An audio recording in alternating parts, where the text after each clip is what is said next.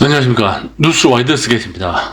오늘은 인도태평양 사령관 존 아킬리노 제독의 경고를 대해서 알아보도록 하겠습니다. 제목이 잘못된 방향, 중고, 홍산, 독재 위협으로 시작합니다.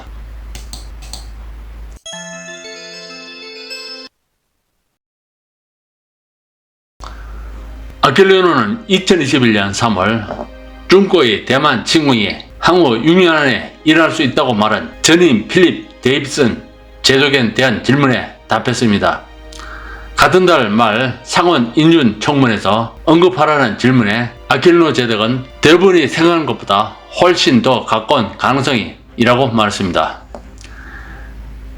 화면에 중고의 히틀러 시진핑 사진입니다. 시짬뽕이라고 되겠는데 이 사람하고 얼굴은 틀리지만 생각은 똑같습니다. 4월 18일 하원 군사위원회 청문회에서 아킬리노 제독은 이제 내게는 일정이 어떻게 되든 상관없다. 저는 오늘 이 분쟁을 예방할 책임이 있으면 만약 억지르게 실패한다면 싸워서 이길 수 있을 것이다 라고 이렇게 말했습니다. 화면에 시진핑입니다. 나치 완장을 타고 나치식 경례를 하고 있고 나치식 코스튬을 달고 있습니다. 이 사람 머릿속에는 세계 정복이라는 패권주의, 제국주의 이념이 가득 차 있습니다. 세계 평화를 위협하는 아주 위험한 인물입니다. 이 사람. 그는 다음과 같이 말했습니다. 나는 위협의 추세가 잘못된 방향으로 가고 있다고 믿는다. 그는 의심할 여지가 없다. 하지만 내가 말해줄게. 오늘 미군은 만일 사태에 대비할 준비가 되어 있다. 전쟁을 피할 수 없는 것도 아니고 임박한 것도 아니다 라고 아킬리노 제독은 대만을 둘러싼 미 중 전쟁에 대한 첫 발언에서 말했습니다. 하지만 우리에겐 시간이 없다. 지난 2월 공군 기동사령부를 이끌고 있는 마이크 미니한 장군이 유출된 내부 메모는 내가 들렸으면 좋겠다. 2025년에는 쌀 것 같은 예감이 든다.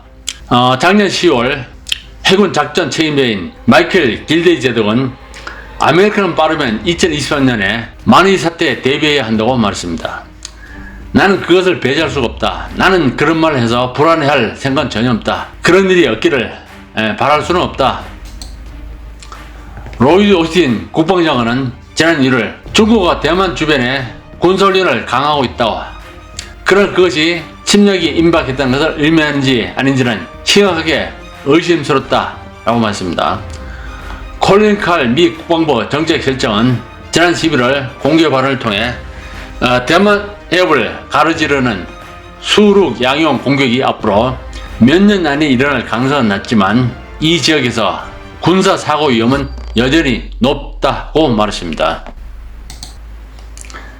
다음은 대만 국방부가 공개한 중국의 대만 침공 시나리오라고 합니다.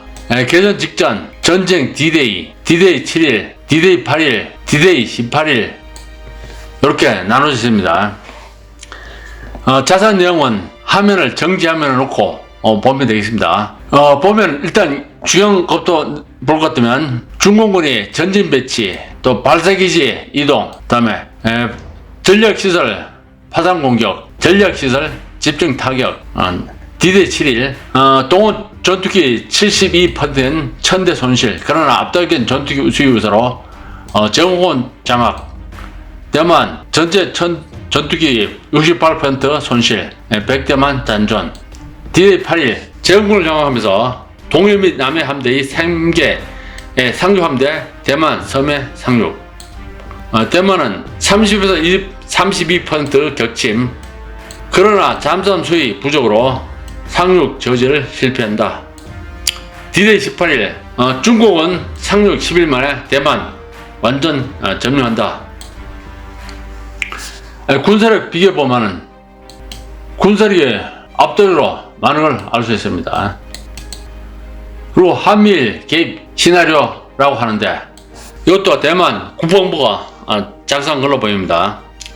중국 공상이 대만 침략을 시작하면 미군이 자동으로 개입하고 일본과 한군이 개입한다는 그런 내용인데 과연 한국인이 지금 북한 침략을 막기도 벅찬데 대만까지 도와줄 여력이 있을까? 그건 모르겠습니다.